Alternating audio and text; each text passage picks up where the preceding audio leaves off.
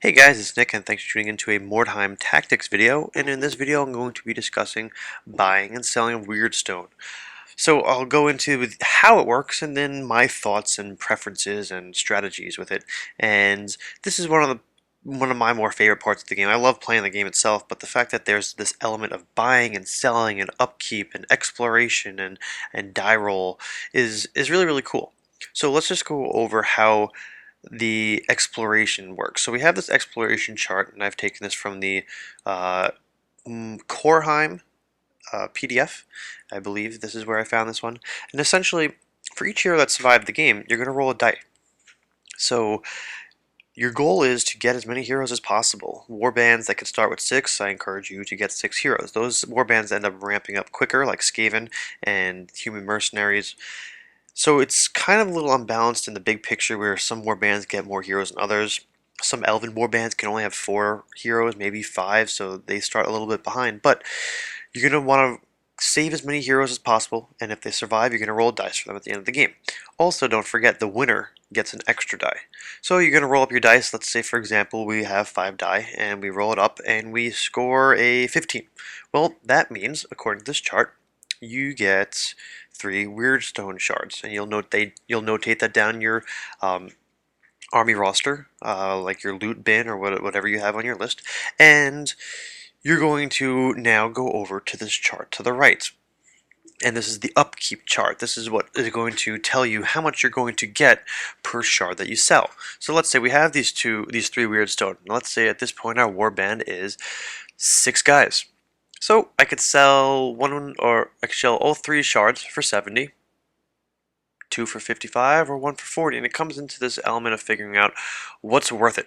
So if I decide to sell just 2, I can save 1 Weirdstone for next game in case I get none, or in case I have fewer guys or more guys and I need more to sell. So this chart is very interesting in the way it works and you want to study it.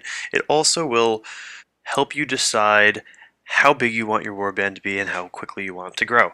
When I play Skaven, I usually just go all heroes. So I have 6 heroes, and I try to limit how many henchmen I use. This way I can stay in the smaller tiers for 2 to 4 games or so.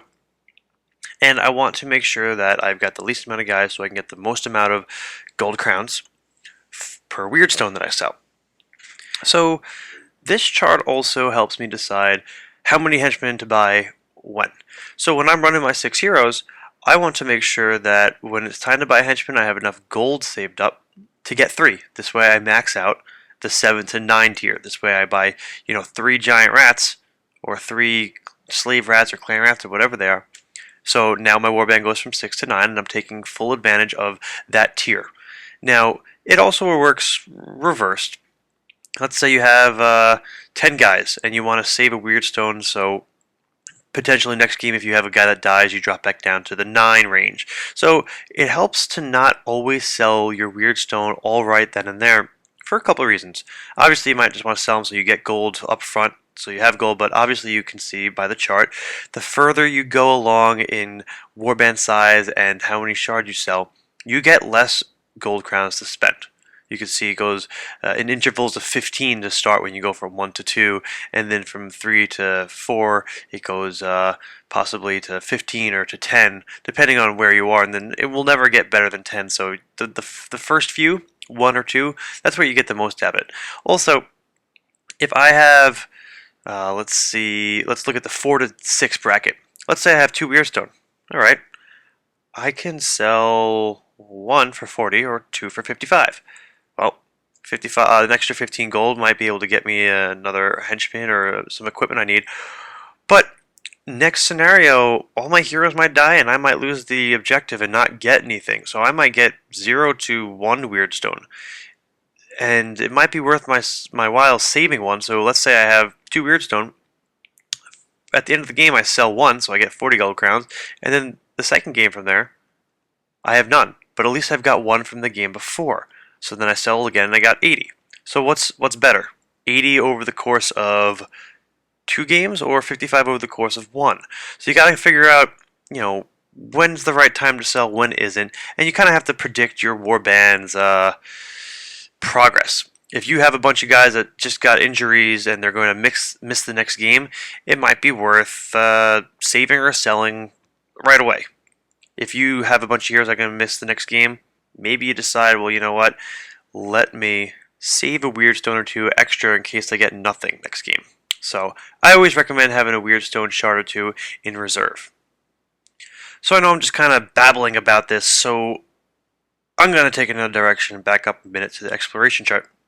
Because they're both equally important but different in the way they function. So the exploration chart itself, you want to maximize that number. Of course, keeping your heroes alive is the best way to go about doing it, but there are skills, and if you're in an economy person and you want to build up that way, get the skills. I know there's like Wyrd Stone Hunter, and there's some war bands that, like I used to play dwarves, and I used to love getting all the different skills that allowed me to really progress through these charts.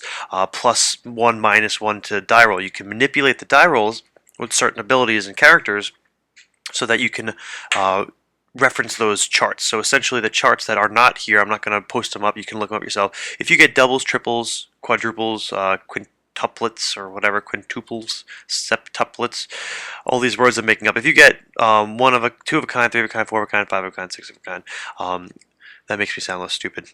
So if you get those results, you can refer to the list of things, and the more of a kind you get, the better. So if you get five of a kind, there's a huge chart that you can go through where you can get different weapons or discounted price stuff, or you find this a warband member or an ogre mercenary might come and work for your warband. All these cool different things. So that's one element that's I'm not gonna bring up here, but make sure you try to maximize this potential so you can get a high roll for your Wyrd Stone exploration. Now you also want to make sure you're playing this game with some sort of fun mentalities, going into it looking for fun, because this game is also so damn random. I mean, you can have 6 dice and roll 1s, 2s, and 3s, and get a lower amount of Wyrd Stones found than your opponent who rolls 3 dice and rolls 3 6s. So, just understand the chart isn't as forgiving. You might run into issues where you're in a great position and you just roll up shit results. So it happens. But it is what it is. It's a game and a campaign. Just be happy that you're playing a campaign. I mean, I take for granted the fact that I've got 6 guys that want to play this game for 10 games plus, where I know some people, I get comments and PMs that are like, I'm just jealous of you because you get to continue playing this game with your friends over and over and over. I've got nobody to play with. So just remember, if you're in a campaign, be grateful enough for that. Even if you're getting the crap beat out of you or you're beating the crap out of your friends, just, enjoy it. So I hope you guys found this a bit informative for people who are new to the game, but also if you're trying to strategize. These 2 charts are a strategy within itself. Study them. Make yourself a little flow chart. See where your warband income would be if you sold 3 Wyrd Stone now or 4 later or blah, blah, blah, blah. Test it out and see what kind of results you get. And I will always recommend, unless it's an emergency, always save 1 Wyrd Stone in your bank. It's just a no-brainer, because look at Wyrd Stone's 1 sold, 45, 40, 35, 30, 30, 25. From going from 0 to 1, it's a nice chunk of change. Going from 1 to 2, not bad, but then 2 to 3, it starts to taper out and so forth. So happy gaming, and I'll see you guys in the next one.